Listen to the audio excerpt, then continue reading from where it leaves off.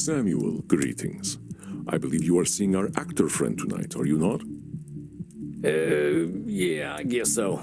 I still ain't sure I'm the right therapist for that fella. There may not be a right therapist for him, but let us think positively. He has put himself in your care, and that is a tremendous step. Yeah, I guess so. I'm thinking it's gonna be an uphill battle, though. At least his core distortion is clear, don't you think? You know what it is, I am sure.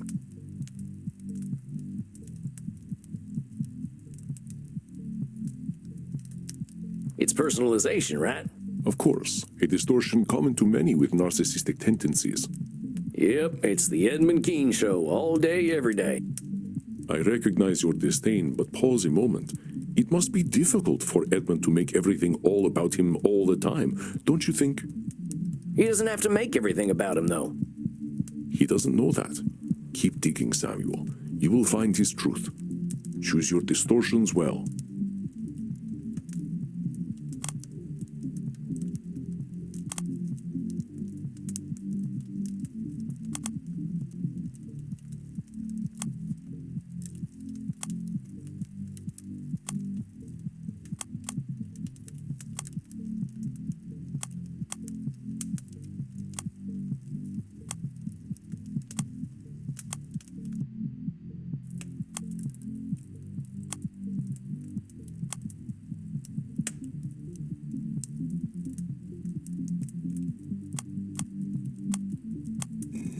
I think I'm all holstered up now. Very good, Samuel. I wish you patience and compassion. Good luck. See you later, Andy. All right, now what did Andy teach me? Breathe. I think I'm ready. Right on time. I think I hear him coming. Hey, Edmund, good to see you. How you been feeling these past few weeks? Empty, my dear boy. Empty. I am but a vessel made for a single purpose. But alas, and alack, that purpose is in supply most rare. You mean acting, right? Aye, that's the rub. Acting, my dear boy. Acting. My thespian blood goes rancid with stagnation, and the only cure seems to me irreprehensible now. I do not wish to face these mortal directors, for they dare to tell me my art. Ain't that what directors are supposed to do? Oh, my dear boy, some are born great, some achieve greatness, and others have greatness thrust upon them. No director can thrust greatness upon the already great. In mine own case, mine greatness hath already been achieved. There is no room for improvement in Edmund at all. Is he truly perfect? I am going to make an educated guess and say that this is untrue. No director can thrust greatness upon the already great. In mine own case, mine greatness hath already been achieved. There is no room for improvement in Edmund at all. Is he truly perfect? I am going to make an educated guess and say that this is untrue. No director can thrust greatness upon the already great. In mine own case, mine greatness hath already been achieved. Nobody's saying you ain't great, Eddie. You're talking in extremes. If every actor's awful or perfect, what the heck's a director supposed to do? A most unenviable position, to be sure. I have directed, and did find it most odious. Indeed, a great actor can make the less talented seem even smaller. But you get it. All the director's doing is making sure everyone's doing what they're best at, right? That ain't saying you ain't great. I suppose, but it is most frustrating when I know best. Well, maybe you can help me understand a little better. You said that greatness was thrust upon you, right? How did that happen? Ah, you are curious to hear what circumstances created this actor non-pare. I cannot blame you. Well, recounting such a history will please me indeed. I first rattled the foundations of the stage as a mere babe. Indeed, too young for memory, and yet old enough to command attention. Clad only in swaddling cloth at the age of 4, I was Cupid himself. But my arrows seemingly went astray, but the entirety of the audience fell in love with me. It is the stuff of legend. For tender as my mind was, I could not bear witness to my own greatness. But it does prove that I was indeed born great. But you said greatness was thrust upon you. It was a matter of necessity. You may not guess it from my gentle speech, but I am no lordling. Selfishly, and surely to spite me, my father shuffled off his mortal coil when I was but a babe in arms, ere I ever graced the stage. It left my mother and myself in dire straits. Hold on a sec. You said your old man died selfishly. Well, what do you mean? Well, what kind of a father drinks himself to death when he has a beautiful baby son at home? I at least waited until my son was older before I did the same. Eddie, come on. Listen to yourself. I'm sure you didn't die to spite your son, just as your pa didn't die to spite you. I ain't gonna deny his choices hurt you, but they weren't all about you. Forgive me then. 'Tis ever the fate of an actor to feel every emotion more keenly. The situation my mother and I were left in was most precarious. We were the lowest of the low, you see. We lived in the rookeries and begged for our bread. But he that hath wit must make content with his fortune's fit. And oh, did we beg! She was my Queen Gertrude, and I her filthy little Hamlet. Did I mention I played Hamlet at age 14? No, I hadn't heard that. Well, anyway, my mother was a competent actress, but it was my wit alone that saved us from destitution.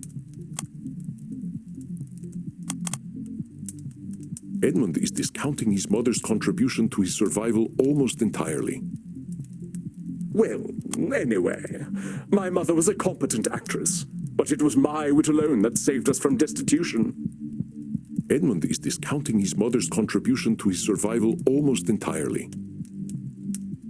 Well, anyway, my mother was a competent actress, but it was my wit alone that saved us from destitution. It sounds like your mother did a lot for you. I'm sure the people loved you, but could you have done it alone? I suppose my dramaturgical purpose would have been lost without a scene partner, but it was I whom the throngs came to see. I ain't saying that ain't the case, but you might be disqualifying your mother's contribution to your greatness, right? I don't see how that is relevant, but I suppose so. Let me continue unabated, sir. Forsooth, I was so prodigious that, at the age of 7, I garnered the attention of one Reginald Flopbot of the Worthington Flopbots. 'Twas he who paid to get me off the streets and into the dormitories. He said, "Edmund, my cherub, the streets are not for you. One day you will be the greatest of actors." Hey, how about that? You went and proved him right. Piffle. Master Flopbot never gave a fig about my potential. I was a prop to him, a symbol of his generosity and high breeding. Every month he would stage an elaborate party with all the well-to-do society of London. The dandy fop would stand upon a dais and announce himself as the saviour of the city's poor. That was my cue. I would be lowered down from the rooftop, wearing naught but swaddling clothes and a set of opulent wings. The gentry's delight was my dungeon, but I would flit among them, reprising my breakout role as Cupid by shooting little arrows of love at them. At the age of 7, it was most disquieting. At 11, on the cusp of manhood, the shame was too much to bear. Dang, Eddie, that sounds awful. That Flopbot fella had no right to do that to you. No, indeed. I remember my last performance quite vividly. The titters and leering glances from the guests linger ever in the back of my mind. And fool that I was, I played my part still. I should have plunged mine arrows into that fool Flopbot's chest instead of shaming myself. I swore that night to never be a puppet again. I stole away and gave myself to the mercy of Poseidon. The bargain was struck, and he swallowed up my hated swaddling clothes and wings. In desperation, I signed on with a mercantile shipping agency. I thought, perhaps, that my body would bend more than my soul. But oh, did I toil! Life upon the sea is most cruel. Biting winds did carve my visage. Low words hardened my heart. and heavy weights left me bent. By the time I had fulfilled my bargain with the Lord of the Sea, I had become an older man, my efforts etched into every crease on my face. Dang, sounds intense. How long were you at this job? An age, a life. 6 months, each one a hungry leech torn from my bleeding body. I am convinced this gauntlet was prepared for me alone, for ne'er in history has one so blessed by grace been subjected to such toil. Eddie, I gotta stop you there. It's gonna be a lot easier to accept your truth when you realize you ain't alone in your suffering. Hell, there ain't nothing more human than suffering, and historically, kids ain't had it so good. But none suffered as I suffered. A boy such as I was not meant for such misery. Compadre, I had my first kill and no home at 12 years old. My brother had a stutter his whole life on account of the regular beatings my stepdaddy gave him. Maybe your suffering felt like the only suffering in the world, but it wasn't. And it'll hurt less when you realize you weren't alone. But keep telling me your story. I already know there ain't nobody like you in the world, so don't worry on that account. Now then, at last, we close the circle as nature ever demands. I return to London and into the graces of my dear Uncle Moses and his comely mistress, Charlotte. 'Twas she who filled my dramaturgical quiver with dire arrows, fletched by the bard himself. And when my deft fingers plucked the bow of humanity, at last I was free. Huh? I cannot speak more plainly. The good woman taught me the works of Shakespeare, and armed with this knowledge, I conquered the stage and saved myself from toil. Oh, well, right. And so, you see, the die was cast from the moment I was born. The stage was made for me, and it was my skill upon it that saved me from the streets, and saved me once again from a life at sea. Eddie, my man, I got some good news and bad news for you. The truth of the matter is, fate doesn't give a stable full of horse shit about you. Ain't none of us are that special. The world ain't waiting for us to show up. It's just gonna keep turning. Perhaps you are right, my dear boy. You are correct. My success was not because of the fates, but in spite of them. The fates said, "Edmund, you are a child of the slums," but I shamed the immortal hags in my own manner. The stage roused my spirit, thus I knew my destiny lay upon it. Edmund is conflating his emotions with divinations, but I would question his divinity. The stage roused my spirit, thus I knew my destiny lay upon it. You got it, amigo. You wanted the stage to be your ticket out of the bad days. Maybe that's why you were so successful. Your intrinsic motivation made you keep pushing to be better. 'Tis so. 'Tis so. The threat of the rookeries loomed ever upon my overladen spirit. Acting presented itself as a way to keep myself out of them. It is natural that I should weigh its importance so heavily. I can see why acting means so much to you, Eddie. I probably feel damn near the same about the things that got me out of my bad days. Thank you. Then you understand how my alienation from the theater does pain me so. And yet, the cure is as deadly as the illness. These damnable critics, not a single lifetime among them, and they deign to challenge my interpretation of the written word. They simply cannot relate to my singular experience. I will bare my soul upon that stage, and they will all sneer and malign it on their internet profiles. For someone that lives for adulation, Edmund has a dim view of his fans, don't you think? They simply cannot relate to my singular experience. I will bare my soul upon that stage, and they will all sneer and malign it on their internet profiles. Well, Eddie, the way I see it, you're not on stage doing vampire plays. You're portraying the whole human experience. If you want your audience to respect you, you gotta respect your audience. They might not have lived a long time, but they're still human. Scarcely. Critics are but an afterbirth of creation. But as you say, they are humans, and for certain they do bleed. So keep that in mind, and you might find your job easier. I took a look at your Wikipedia entry last night, Eddie. maybe you've had a few bad critics here and there, but history says you're a legend, and your work speaks for itself. Hell, you were around before film was ever a thing, and people still remember you. Ah, your words warm me, as an heir-sat son for the one we have forsaken. With thy help shall I gird my soul mayhap, and grace the stage once more. Well, let's talk about that then. What's the biggest thing stopping you from getting back up on that stage right now? That it all simply might not be worth it. Why should I bear my damned soul when the audience hath not the sight to see it? Maybe I can ask you a question then. What if there were no audience? No audience? Do you know what a stage is, sir? It is a platform where life in brief may be portrayed. It is a platform because it is separate from the audience. Without such, the stage ceases to be a stage. As in, if a tree falls in the woods and no one's around to hear it, does it make a sound? Simply but elegantly put, my dear boy. Without the audience, the stage loses all meaning, like a monarch without a kingdom.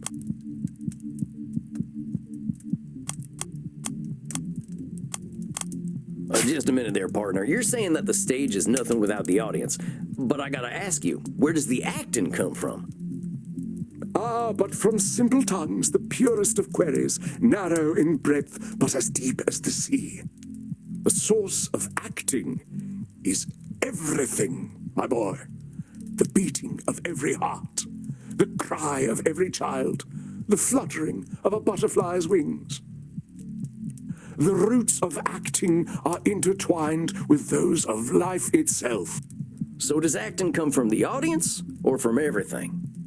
My dear boy, you prove yet again, as the bard oft did, that 'tis the fool who sees the truth as it is. I bow to your simple wisdom. Thanks, I guess. Let's figure out how we can bring it back to acting. Forget the audience. I know we can't see in mirrors and all, but what do you think of filming yourself? Brilliant notion.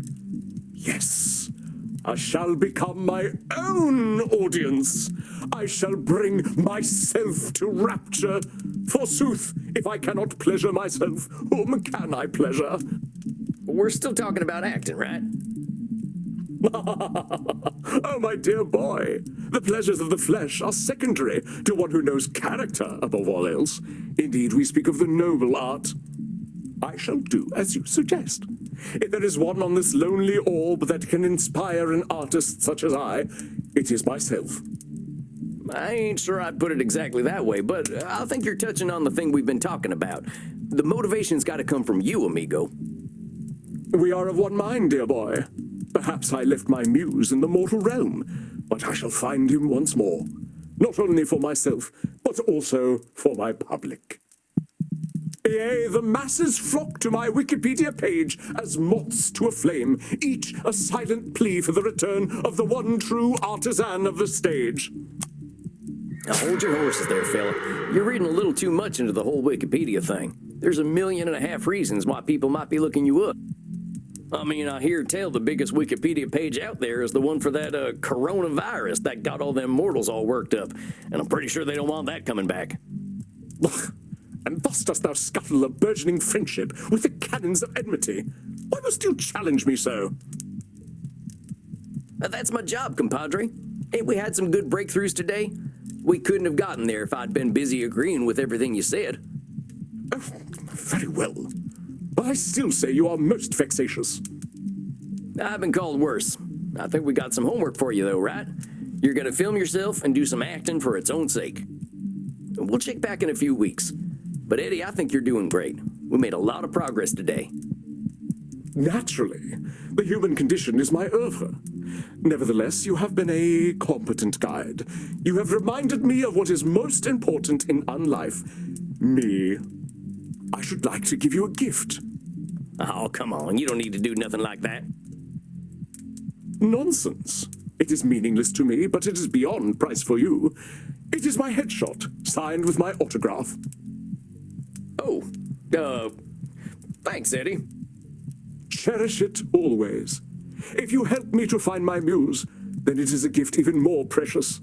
And I will find it ere we next meet. Of that, I promise you. Well, let's not put the pressure on, amigo. Just enjoy some acting. That's all I'm asking for. I'll see you in a few weeks then, okay? Verily, so it shall be. Godspeed then, boy. Thou shalt witness me new and anon. Farewell. A job well done, Samuel. I was particularly impressed at the way you challenged Edmund on what acting means to him. Yeah, he's a weird fellow, but I think he's gonna do okay. It can be hard for our kind to retain our intrinsic motivation. Something must keep him going. I do hope that he will find his. But you, Samuel, must rest. The work you have done in these past 2 months deserves to be celebrated, so do not linger here in this dusty room. Perhaps you can even be encouraged to dance. I think I'm gonna need a lot more therapy myself to get to that point. Very well, Samuel. Then let us at least make sure you get well nourished. Find a friendly neck downstairs, my friend. You deserve it. And rest in peace.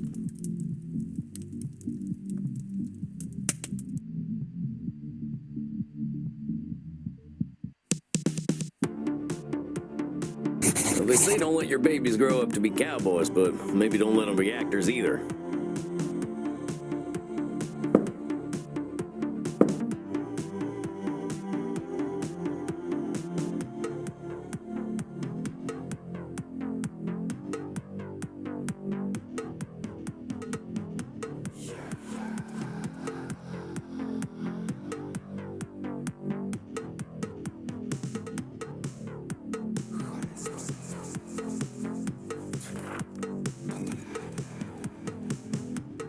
Time to dish with Crimson a little. I gotta talk to some more folks, though. Andy's mainly my teacher, so I'm starting to feel like Crimson's my only friend. Hey, only friend. Excuse me? What? Oh, yeah, Crimson. Hey, Crimson. Are you blushing, vampire? No, that ain't possible. It's all right. It's nice to hear from a vampire who's younger than Jesus. Now, let's hear how this week went before you go out there and find friend number 2. All right, real quick. This client of mine, he had a real bad time as a kid. Worse than I did, it sounds like. But he found fame early, and now he's talking about fate and how he's destined for greatness again. Met plenty of destined for greatness folk in D.C. I lost patience for it. How do you think you handled him? I learned my lessons from the last session. He didn't threaten to jump off a cliff this time or anything. I gave him an assignment to film himself doing something he loves doing. He seemed excited about that. You were either brave or adorable, Sam Walls. There's nothing brave about it. As for adorable, well, some have used words to that effect before. Okay, now I know you're confident enough to get out there. Giddy up. Here we go. Right to the edge of the dance floor, but not on it. Don't want anyone getting any funny ideas. Once more alone, I see. You scared the shit out of me. But you can't shit. You're a vampire. Know that I see much, vampire, and that I like what I see.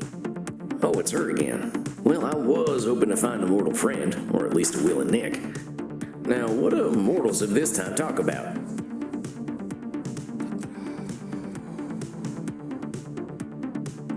Whew, cold this week, ain't it? But you're always cold, because you are dead. That's right. I'm dead. I'm a dead man, as I like to say. I see.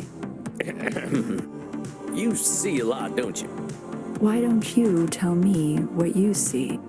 I see an interesting mortal. Someone observant.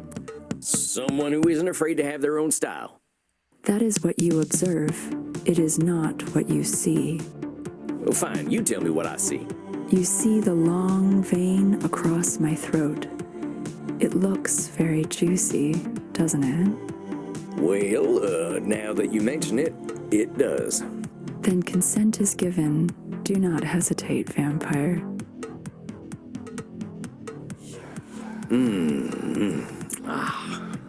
Shucks, that was something else. You got good circulation there. I see. And what do I taste like? Kinda earthy. You could use some iron. What do you eat most often?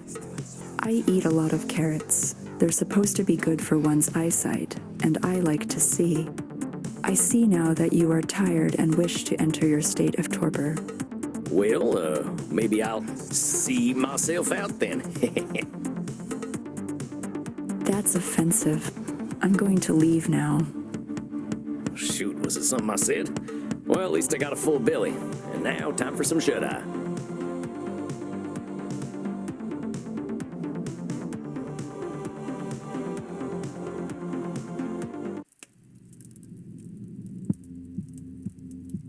Good evening, Samuel. I believe you are seeing the Ancient One tonight, aren't you? Ancient One? She's 1,200 years younger than you, Andy. I suppose I was engaging in a bit of labeling myself. You are, of course, correct. Still, her age presents a unique challenge. After one lives for 1,000 years, history seems less a line than a fixed point. Speaking of which, I imagine you can guess what distortion an old one such as Meddy might fixate upon.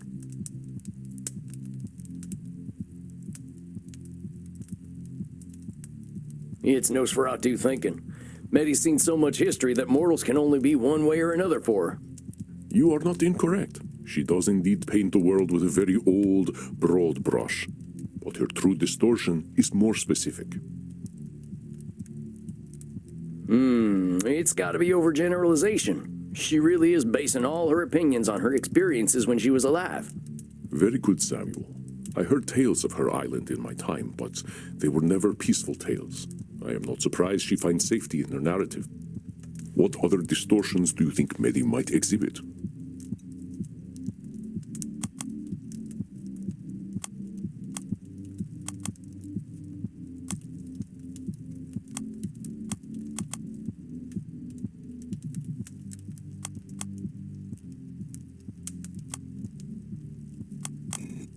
Good to go, boss. Then I will leave you to it. Good luck, my friend. Hello again, strange cowboy man. It's good to see you again, Meddy. How's the past month been for you? I went for a walk, just like you suggested. Didn't like it very much. Oh, well, I'm sorry to hear that. What was so unpleasant about it? It's very loud outside, and dirty, and smelly. Everywhere I walked, it smelled like mortal food, which is disgusting. They knew how good it felt to drink blood.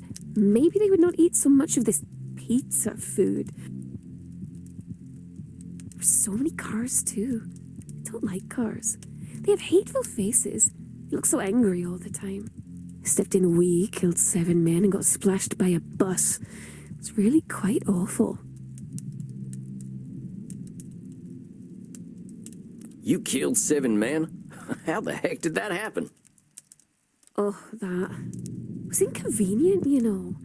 Normally I have my zealots do that kind of thing for me. They take care of the bodies. But I had to do all that silly work myself. And now there are always police sirens going off, which interrupts my streams and makes my followers very sad. Why did that all happen? Because they found the bodies everywhere, silly. I don't know what to do with my rubbish. I meant why the killing? You didn't happen to make a few assumptions based on past experiences? Why kill a bunch of men? Oh, well, they looked at me. I know what mortals who look at me are like. If I let them live, they'd probably try to burn me as a witch. I could do nothing but kill them. She knows what all mortals are like. I hope she remembers that we were all once mortal ourselves. Oh, well, they looked at me. I know what mortals who look at me are like. If I let them live, they'd probably try to burn me as a witch. I could do nothing but kill them. Hold on a sec. You know what mortals who look at you are like. How do you know? Are you reading their minds? I don't have to read their minds, sweetling. I have known manlings for a very long time. I get what you're saying. But here in this room, at least, we gotta be honest with ourselves. Do you really know what they were thinking? Silly mouseling. I do not need to know what a wolf is thinking to know what a wolf is. Does that mean every wolf you see is gonna try to eat you? We don't have wolves anymore. They're all gone now. So maybe you can see where that kind of thinking can be a problem. It was scared people who killed all them wolves, right? Now I know that thinking doesn't come from nowhere. Old as you are, I'm sure you've seen some real awful stuff. That's right. Haven't killed you, though. You are kind, little mouse. Well, let's lay off the mouse stuff a little. I'm sorry. I don't wish for you to scurry away into a little hole. Do you want to hear why I feel the way I do? I would appreciate it greatly, miss. Let me tell you about men from my time, then. Let's start with me da. My father sold me and my mother to a chief of a rival clan for a golden necklace. That is just horrifying. Oh, don't fuss, sweetling. It was the most beautiful golden necklace. At least 2 girls' worth. My father got quite a deal, really. You're using humor, but I'm sure that must have been heartbreaking for you. It was common at the time. I suppose I should have been glad to be the possession of an old chief. Whose should is that, Meddy? Why, everyone thought that. They were ever so surprised when I ran away. Did wish I could feel the way they felt, but I simply could not. I think most of us vampires had it rough as kids. Maybe most kids have it rough. I don't know. But the one thing I do know is that kids don't come with the same shoulds their parents have got. I think we're learning all them shoulds ended up being a load of horse shit anyway. I knew girls who did as they were told. They would have been thrilled to have been the concubine of a powerful chief. But, oh, he was so old. Cormac O'Neill, the oldest man I had ever seen. I remember thinking, where is his face? Because I could not see it under all his disgusting wrinkles. How old was the guy? 38. That was pretty old in your time, huh? Wish I'd died at 38. Could have been a better looking corpse. Well, he left an awful looking corpse. His face was all...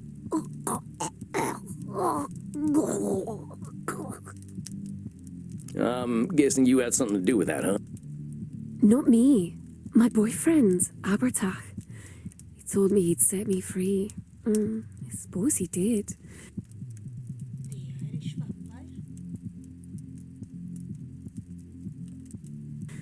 He created a delightful poison for me. He said it would make my dear master die in excruciating pain. So one night I lay with him, and that means I did sex, and when he was pleased, I fed him the poison mead. Abby did what I couldn't, and the old fool finally died. It sounds as though Meddy did her fair share in freeing herself from captivity. It must have been terrifying for her.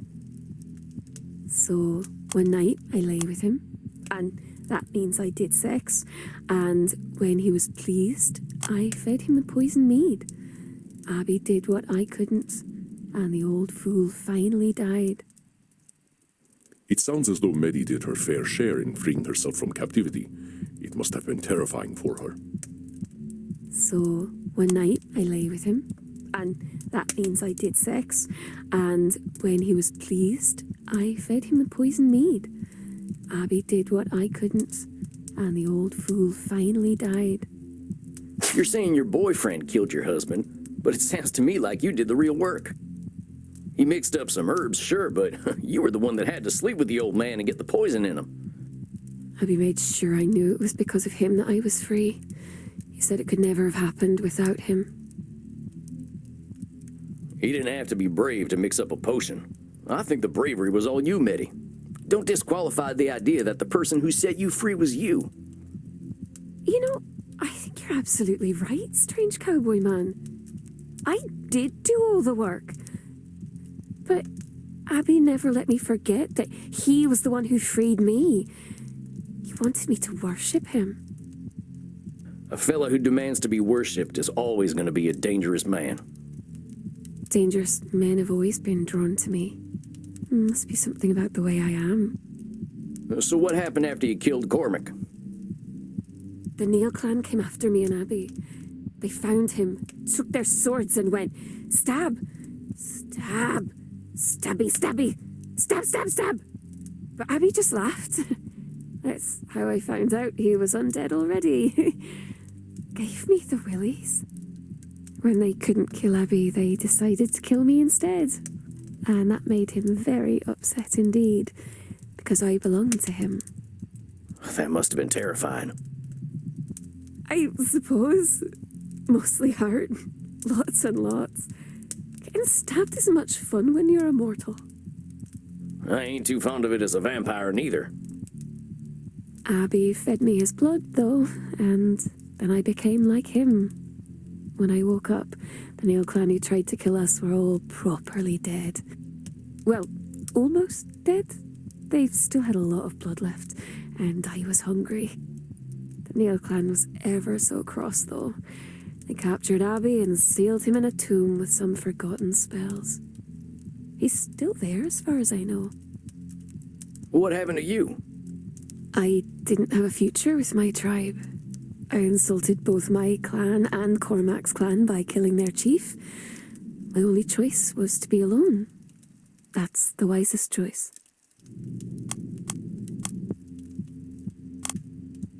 That kind of all-or-nothing thinking could get us in trouble.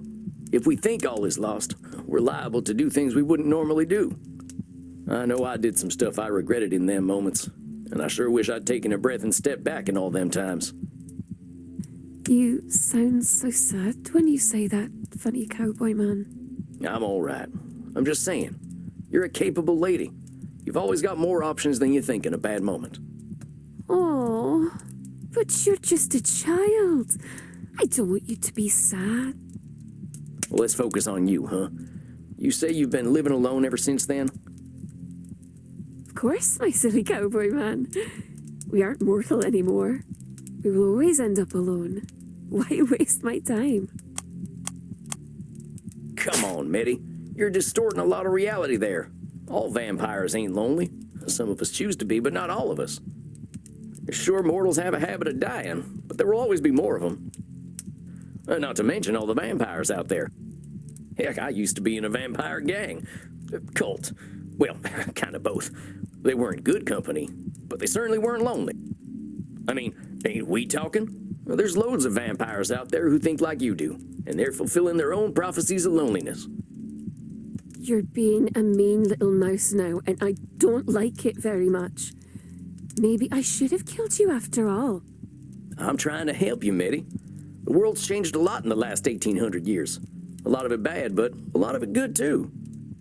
By and large, most people ain't burning witches and selling their daughters. That sort of thing's frowned upon by mortals these days. There are laws out there to protect folks now. It ain't like in old times. May I tell you a story, little mouse? All right, tell me a story. Once upon a time, there was a very pretty young lady. Pretty, but also crazy. Like me. I don't mean to interrupt your story so soon, but you didn't think I was going to let you get away with that one, did you? Don't call yourself crazy. You've been around way longer than I have. You gotta know that sanity is relative. I know I'm crazy, though. Everyone tells me so, even my zealots. They like that I'm crazy. You know, crazy ain't supposed to be a nice word. So why are you using it? Why are you creating a reality where what you are is crazy? You are an annoying little mouse sometimes. Very well. I won't call myself crazy in front of you. It's a start. May I continue my story now? The pretty young lady Mary had moved in with her cousin, Mrs. Hultridge. At first they got along quite well. But one day, Mary started acting naughty. She would shout, act unladylike, and even say that Jesus Christ wasn't very special. Mrs. Hultridge liked Jesus Christ very much and wanted Mary to like him too. When she didn't, this embarrassed Mrs. Hultridge. She began to think something was wrong with Mary. After all, who didn't like Jesus Christ? Mrs. Haltridge said that Mary had begun to vomit up pins and buttons, nails, glass, and bits of wool. Instead of being grateful for the free gifts Mary was vomiting up, Mrs. Haltridge said that she had been attacked by 8 witches in spectral form. Now, it just so happened that all 8 of those witches lived very close to the town where Mrs. Haltridge lived.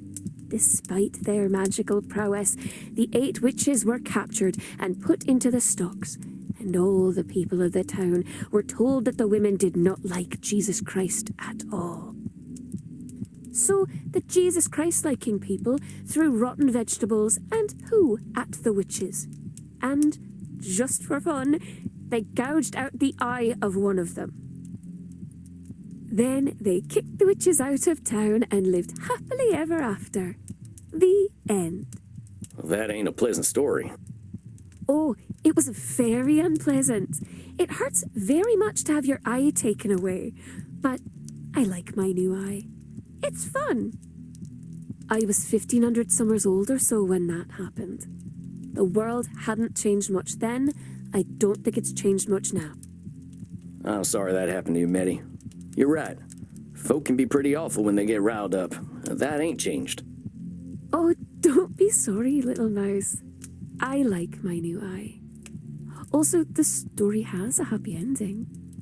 Oh yeah? What's that? After I had my eye taken away, I took Mrs. Haltridge's parts away too, one by one until she died. It was so much fun. That's a little morbid, Meddy. Morbid Mary. Oh, I like that. That's very clever, little mouse. But you see why I'm careful now? Yeah, I get it.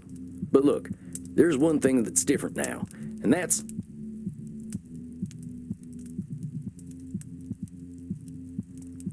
It's what we're doing right now. In all that time up till now, therapy ain't never existed. We only just started looking at ourselves in the way we think. Before recent times, we only looked at gods, government, and society. The self is a new frontier, and we're learning stuff we never considered before. The frontier can be kind of scary, but being on that frontier means moving forward. Come with me.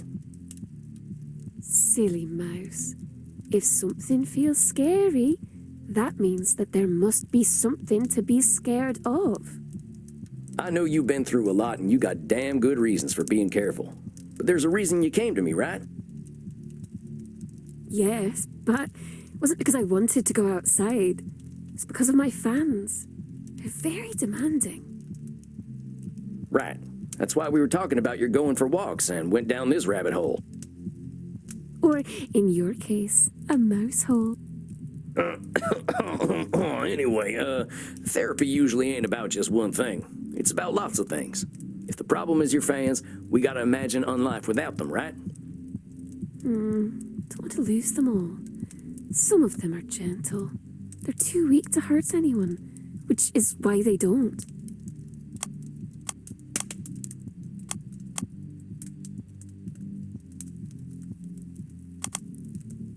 Beneath her smile, Meddy has a darker view of humanity than most. Is the only reason the weak do not hurt the strong that they cannot. Don't want to lose them all. Some of them are gentle. They're too weak to hurt anyone, which is why they don't. Do you really think weak people would hurt others if they were stronger? Little mouse, I've been alive for a long time. I believe what my eye shows me. Yes, if one is capable of hurting another, they do. They can, but they don't always.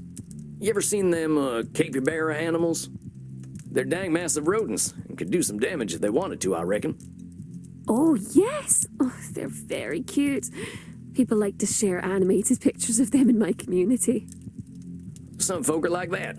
They just want to sit around and have someone scratch their bellies. Is that what you want, little mouse? Do you want me to scratch your belly? What? No, I'm just saying, don't assume everyone's out to hurt someone. Yeah, it happens. Of course it does. But that kind of thinking ain't giving folks their fair shot. Don't know what I'll do if I don't have my followers. I can't live the way I used to before the machines took over. Oh, they expect so much of me now. They send me messages all night and all day. They need content. God, if I don't give them their content, they'll all leave. Their attention spans are like those of little bugs, but they're not as cute. Meddy has millions of followers, yet she expects the same of all of them. This does not compute, as I hear the children of the sun say. God, if I don't give them their content, they'll all leave. Their attention spans are like those of little bugs, but they're not as cute. Okay, I think we need to talk about moderation. Oh, I already have moderators, silly mouse. Any major content creator has to have them. I don't know what that stuff means. I'm talking about moderation in your thinking. What if you gave your fans only what you felt comfortable giving? Doesn't matter what I want, silly mouse. They just want me to overreact to video games.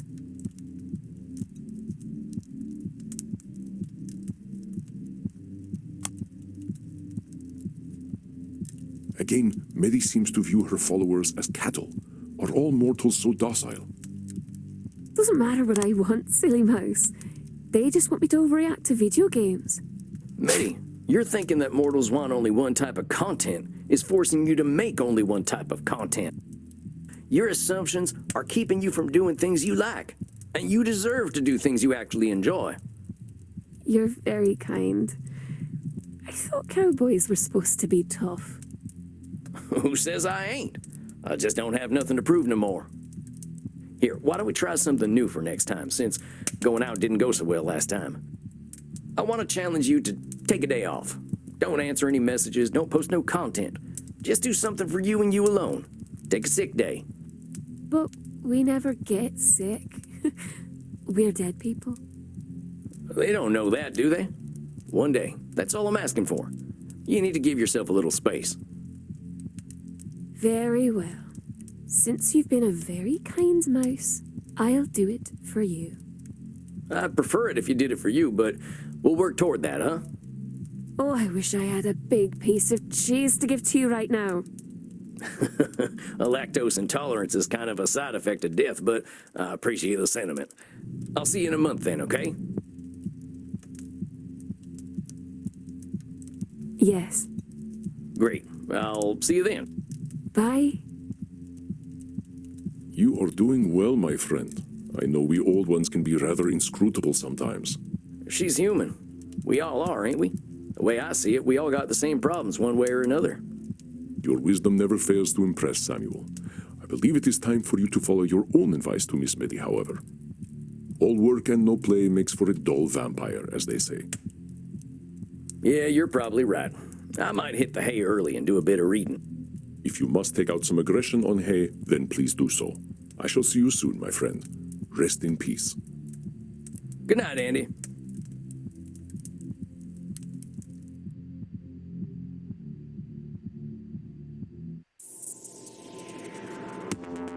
Dang, I wonder how I'll feel about humanity when I'm 1800. Heck, I wonder whether there'll even be a planet.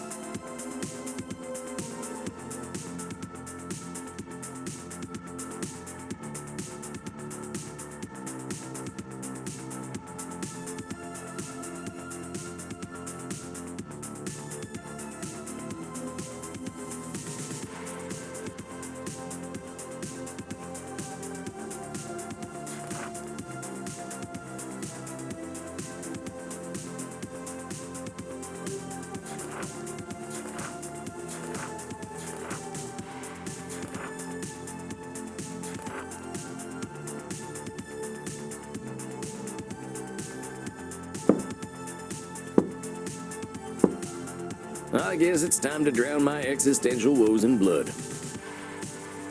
Howdy there, Crimson. You're sounding a little weary there, cowboy. You getting enough to drink these nights? Oh yeah, that ain't it. Just existential ponderings. That's just my specialty. What's eating you, buckaroo? It's this old client I got. She's been watching humanity hurting itself for 1,800 years. Every time she expected better, she got hurt. She ain't wrong to mistrust mortals. That's a tough one. What do you do with someone like that? Well, I tried to guide her to look inward like I do with everyone. People are people, but so is she. How do you think she took it?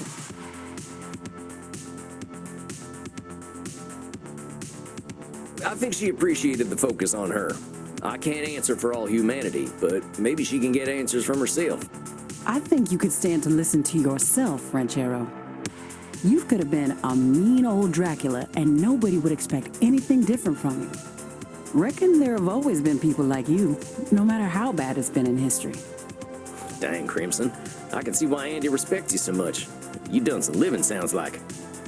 Death at the door can put things into perspective. I get where your client is coming from. Changing the world isn't gonna happen, but we can at least change ourselves. I don't think that's true. The country I left definitely ain't the country I was born in. The wheels turn a little slowly for us mortals, cowboy. Back in D.C., I was trying to push policy to do something about our poverty problem, but the kind gentlemen across the street were pretty happy to make things worse. When I got my cancer diagnosis, that was my wake-up call to stop getting disappointed and start living with the little amount of time I had left. Working at a bar is more rewarding than being a member of the bar, huh? Not bad, cowboy. It's got its charms. Here, I whipped up something special for you. That ain't half bad. Got a refreshing taste. Rose hips. Just a little something extra. Been experimenting with some herbals for Andy. Guess old dogs like us can still learn new tricks. Thanks, Crimson. I think I'll hit the hay now. You hit that hay, Desperado. I'll see you later. Got a lot on my mind tonight. I think I need some rest. Now, what should I do to relax?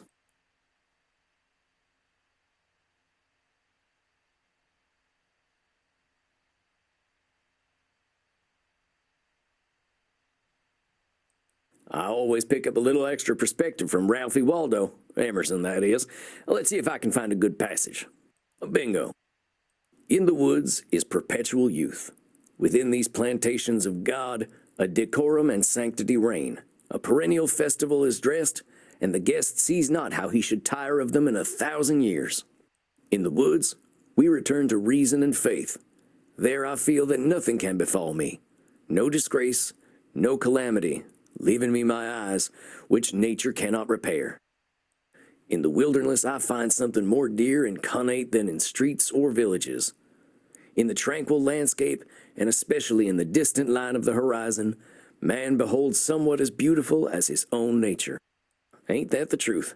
Future's always ahead, no matter how old we get. That's enough for one night. Time to visit Dreamland.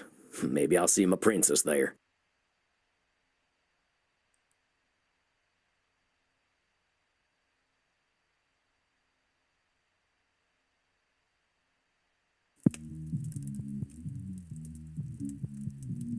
Samuel, my dear, I do look forward to our chats. How are you feeling tonight? I gotta confess, boss, I'm a little down. I love helping other vampires, but getting therapy myself sometimes ain't much fun. I understand. Looking in the mirror is difficult for any human, much more so when they don't cast a reflection. You ain't kidding. It just seems like there's always work to do, you know?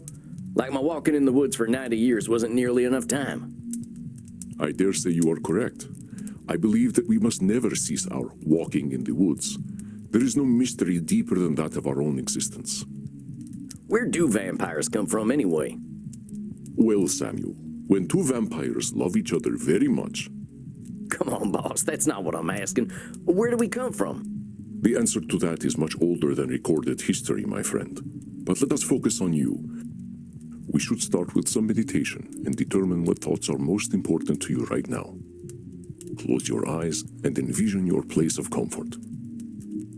I ain't good at being a therapist. Is my hat weird? Ich bin Sam. Ich bin ein cool man. Election looks real bad back home. Dr. Drain thinks I'm brain damaged. Why'd my mama have to marry that asshole? When's the sunrise? The Senora hates my guts. Sure wish you were still here, Jeb. Actors need help, that's for dang sure.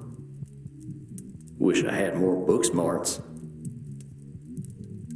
Meddy scares the heck out of me.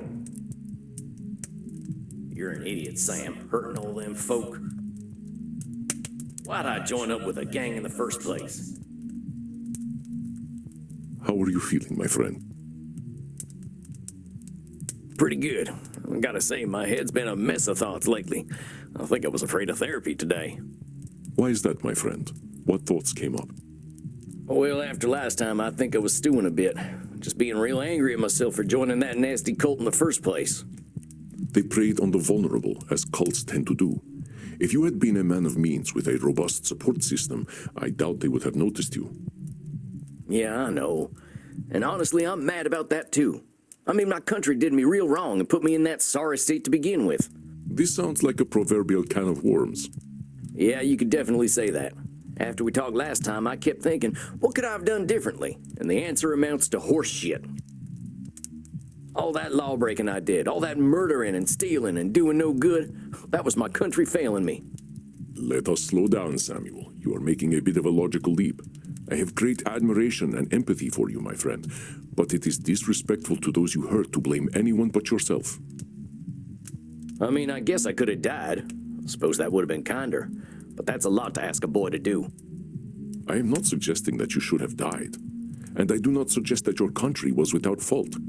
However, your country had its role, and you had yours. You are using a cognitive distortion called blaming. When we engage in blaming, we ignore or wipe away our own faults, attributing them to someone or something else. Our faults are precious, Samuel. We cannot be ourselves without them. Do not wipe them away. I mean, I just wish things hadn't been the way they were. If my country had taken a better trail, maybe I would have turned out different. Differently. I am sorry to interrupt, but Senora Deste might correct you less gently. Now then, perhaps it would help to put blaming into perspective. It is always humbling to see ourselves in the mirrors of our minds, is it not? Let's try some examples. See if you can tell when I am blaming. I turned into a bat the other day and flew right into a tree. Who put that tree there? I was unable to perform in bed with Crimson the other night. It must have been her fault. Dang, that is some blaming. Takes two to tango, boss. Maybe there's some bad blood brewing between you two, and I wish I hadn't heard about it. Do not worry, my friend. Crimson and I bring each other great satisfaction. All right, I get it. I said nothing lurid, Samuel. Why are you so distressed? Oh, singing great satisfaction. It's like hearing your parents talking about their sex lives. I mean, not that you're... I'll forget I said anything. All right, Samuel, let us move on. The interface on this widely used new vampire dating app is so modern. How do they expect anyone to use this cursed thing? Did you see the football game the other night? My preferred team played with great skill and should have won. The referee was clearly an agent of the Dark Lord. And now hold on, Andy. I think I saw the game you're talking about, and you're just blaming the ref for your team's mistakes. You got a great tight end, but one that plays a little dirty. Excuse me? I didn't mean it like that. Oh, heck, I can't talk right today. It's quite all right. Isn't getting dirty the point of play?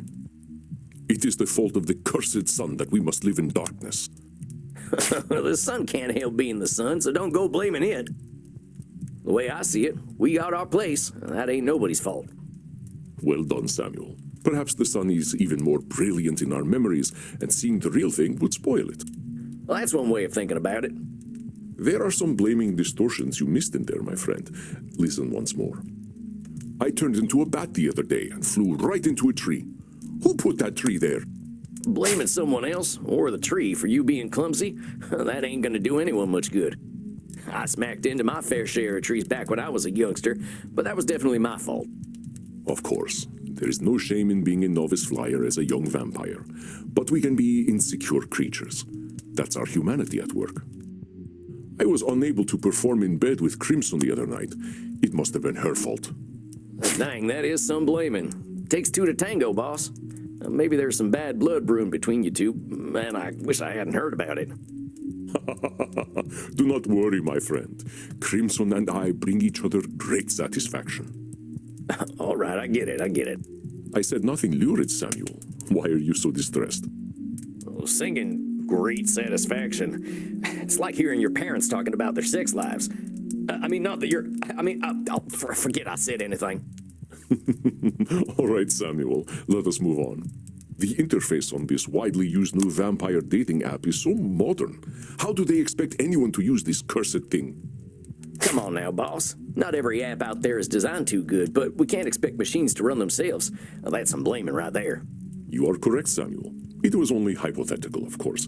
I do endeavor to keep up with the times. By the way, thank you again for teaching me Control-V and Control-C the other night. What a delightful trick. Oh, yeah. Way faster than going through the edit menu all the time. You youngsters always find the latest tricks. Let's keep going, though. I think I get it. I ain't trying to erase what I did. I'm just bitter that I felt like I had no choice at all. And it all goes back to the United States taking my daddy away for their manifest destiny. I'm mad at him, too. Dying for his country. What kind of nonsense is that? How'd his country pay him back? By making my poor ma marry a drunk who beat the daylights out of her and his kids? Ain't no damn wonder I turned out the way I did. That must have been devastating, Samuel. Countries are not human. They cannot feel. And stories such as yours prove it. I mean, what the hell, Andy? My daddy's corpse didn't give a shit about no United States of America. It's kind of funny when you think about it. He died fighting the British so the U.S. could say they own Missouri. Who the fuck cares? I'm telling you, Andy, the best thing about being dead is realizing how little that nationalism crap matters. Desire for identity can create monsters worse than we. What happened after your father died? Well, we didn't have nothing. The money was running out, so my ma got married to a hard man who drank even harder. He beat up my older brother, Jeb, for fun. And once Jeb started fighting back, dear old stepdad came for me. And that's when my brother killed him. It sounds like a tragedy from my own country's mythology. I am sorry that such a thing happened to you, Samuel. Your brother was brave. No kidding. We went on the run together, but he was the one who kept us alive and fed, mostly through stealing and begging. Once we stopped being cute, begging didn't work anymore, so we moved up to robbing and killing. Killed my first man at 12, and then it got a little too easy. That is young. I cannot imagine how difficult that must have been, Samuel. My country asked me to kill at 20, and I still remember how devastating it felt. Yeah, well, nobody told me to do it. Like you said, that was all me. I don't think anyone was surprised either. When my brother and I rode into a town, you should have seen the way people looked at us. They knew we were trouble, and we were determined as hell to prove them right. A moment, Samuel. I believe this is an opportunity for some growth. It's them distortions again, huh? To err is human, as they say. Do not be discouraged. There is something in what you just said that you cannot be sure of. Can you tell me what it is?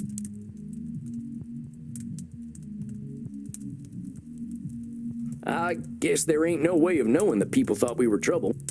That's right, Samuel. There is one way of knowing exactly what they were thinking, and that would be to read their minds.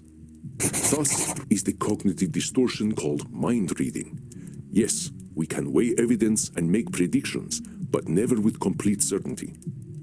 I was a dirty little thieving murderer. I don't blame him for judging me. First, that's labeling. Second, one of those people might have been patient and gentle, one that had an experience like yours. You cannot know. With your mind reading, do you see how you made everyone your enemy? Yeah, you're right. You're damn right. No one expects a child to be perfectly aware of themselves and the world, Samuel. Remember, start with compassion for yourself. Here, let us do an exercise to help you recognize mind reading. Jesus Christ would have disliked the idea of anal intercourse. I know that's mind reading right there. Unless you asked Jesus Christ himself and he told you, there's no way you'd know how he feels about butt sex. Very good, Samuel. Many in my time have claimed to know the mind of Jesus Christ, and none of them have ever even met him. You were there when he was kicking around. You ever meet him? No, that part of the world was never really vampire-friendly. The chair you're sitting in is one of his, though. Magnificent, isn't it? Jesus Christ made this chair? I bought it cheaply before he became a big deal. He was certainly ahead of his time as a carpenter. Dang. Now I feel awkward sitting in this thing. It's more than 2,000 years old, Samuel. It is still just a chair and has experienced millennia of past wind. Don't worry about it. Crimson is upset with me because I forgot to take out the garbage. I know because she told me so.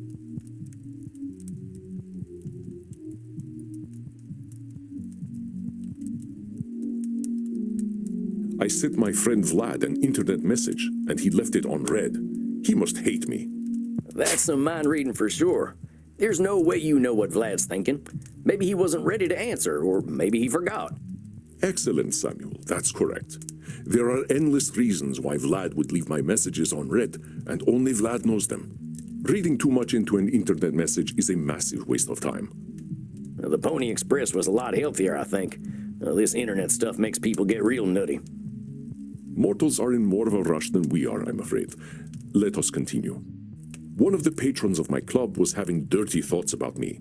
I know because I read his mind with my vampiric powers. I told our bouncer, Bert, a funny joke the other day. He was quiet, but very amused. You did not find all the instances of mind reading, Samuel. Please listen closely. Jesus Christ would have disliked the idea of anal intercourse. I know that's mind reading right there. Unless you asked Jesus Christ himself and he told you, there's no way you'd know how he feels about butt sex. Very good, Samuel. Many in my time have claimed to know the mind of Jesus Christ, and none of them have ever even met him. You were there when he was kicking around. You ever meet him? No, that part of the world was never really vampire-friendly. The chair you're sitting in is one of his, though. Magnificent, isn't it? Jesus Christ made this chair? I bought it cheaply before he became a big deal. He was certainly ahead of his time as a carpenter. Dang. Now I feel awkward sitting in this thing. It's more than 2,000 years old, Samuel. It is still just a chair and has experienced millennia of past wind. Don't worry about it. Crimson is upset with me because I forgot to take out the garbage. I know because she told me so. I sent my friend Vlad an internet message, and he left it on read. He must hate me. That's some mind reading for sure. There's no way you know what Vlad's thinking. Maybe he wasn't ready to answer, or maybe he forgot. Excellent, Samuel. That's correct. There are endless reasons why Vlad would leave my messages unread, and only Vlad knows them. Reading too much into an internet message is a massive waste of time. The Pony Express was a lot healthier, I think.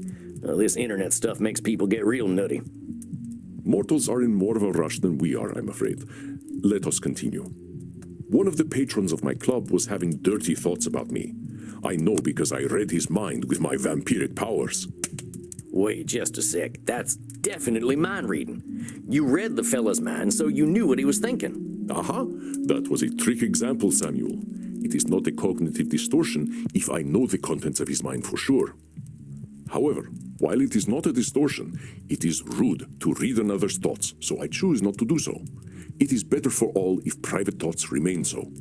You didn't actually read his mind then? No, but at my age, the signals are obvious. He was having very dirty thoughts indeed. Would you like to hear them? Come on, boss. I can't resist teasing the American a little. I will proceed with more mind-reading statements. I told our bouncer, Bert, a funny joke the other day. He was quiet, but very amused. How the heck would you know if Bert was amused by your jokes? That's clearly mind reading. You are correct, Samuel. No one knows what Bert is thinking. I like to think he dreams of butterflies. But who can say? I don't think he's thinking of butterflies. Then you are mind-reading, Samuel. Let Bert be Bert. Yeah, I guess so. I believe you now understand that mind-reading may have closed the door on some opportunities for you. I suppose. I can't really know either way, but I guess that's the point of all this. Knowing what's real and what's not. Exactly, Samuel. So tell me, what happened to you and your brother? You don't know already. I thought we were famous Wild West outlaws. They called us the Handsome Boys, on account of the fact that we were young and good-looking. I think we made as close to a living as possible while keeping up a life like that for some 35 years. They stopped calling us the Handsome Boys eventually. Mostly they just called us those two sumbitches. Jeb and I married a pair of sisters, even talked about settling down in some kind of fashion. I guess we got greedy, though. One last big job, as they say in the pictures. Met this fella in a saloon who'd heard of us. Went by Ernie. He said he'd help us take down the Pioneer Missouri Bank. A take of $30,000, split 3 ways. That's about $1 million in today's dollars, but that kind of money was unthinkable back when. We got the money all right, but my brother got shot in the head. Dead before he even hit the ground. I didn't know who did it, so in my rage, I killed every soul in that bank. Ernie and I ran off with that dirty money, but weren't nothing the same after that. When she heard the news, my sister-in-law was screaming so loud she scared the coyotes away. My wife left with her that night, and I didn't see either of them ever again. Not sure I wanted to. I had $15,000 and no interest in spending it.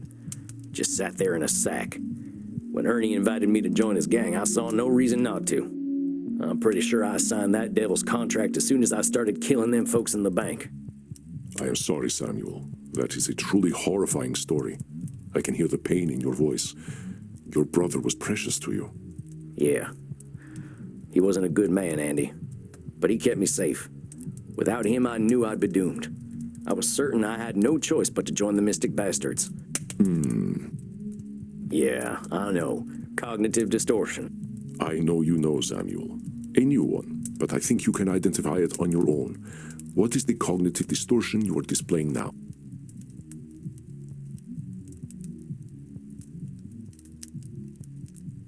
I was so sure I was right to join the Mystic Bastards. Ain't nobody could have convinced me otherwise.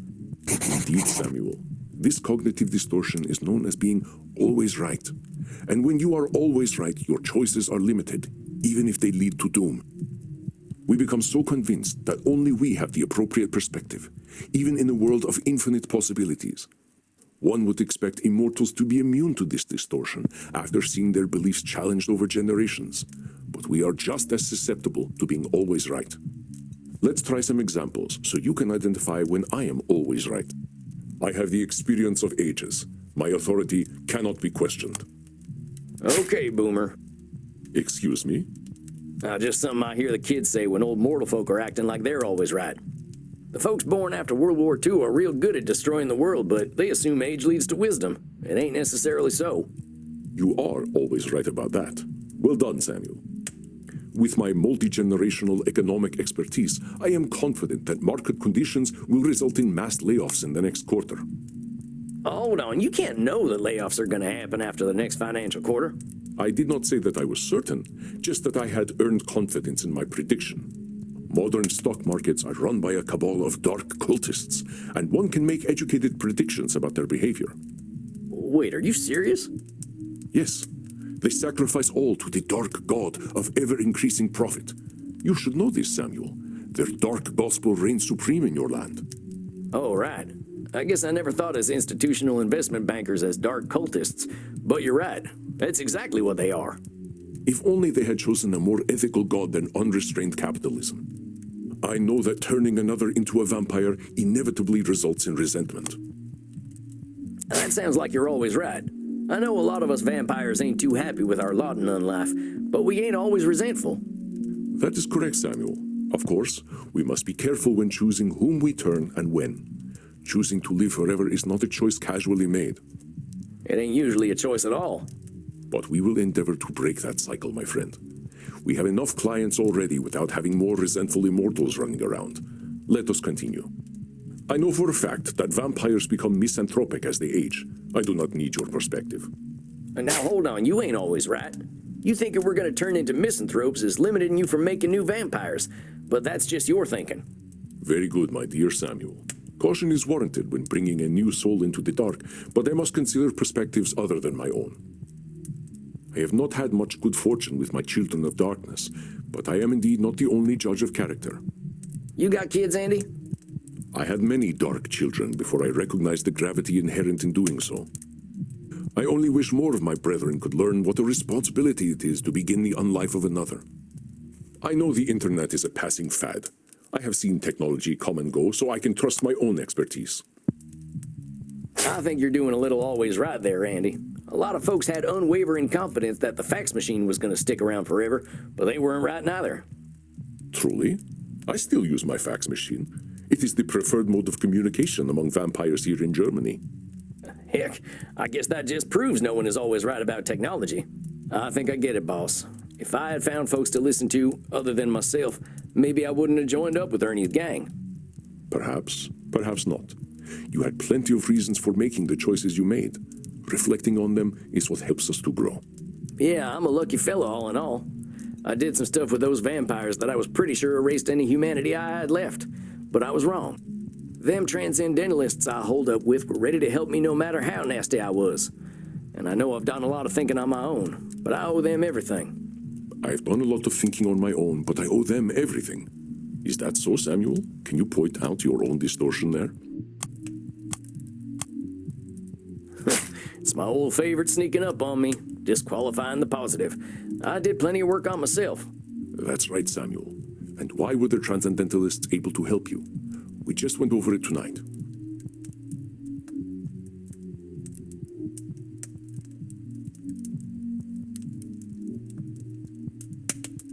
I wasn't assuming they thought I was scum, which would have been mind reading. I'll let them help me.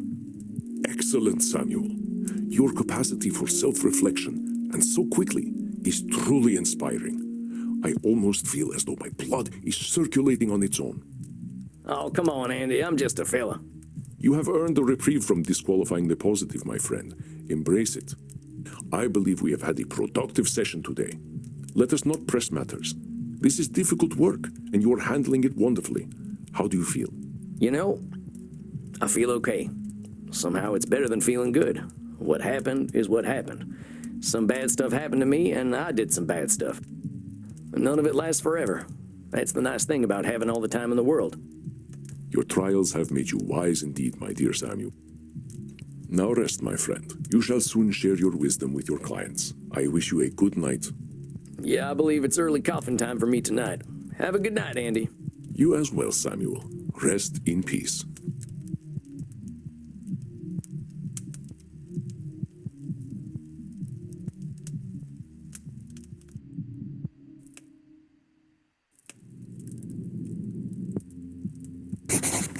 Samuel, greetings. You look a bit pale. May I offer you something to drink?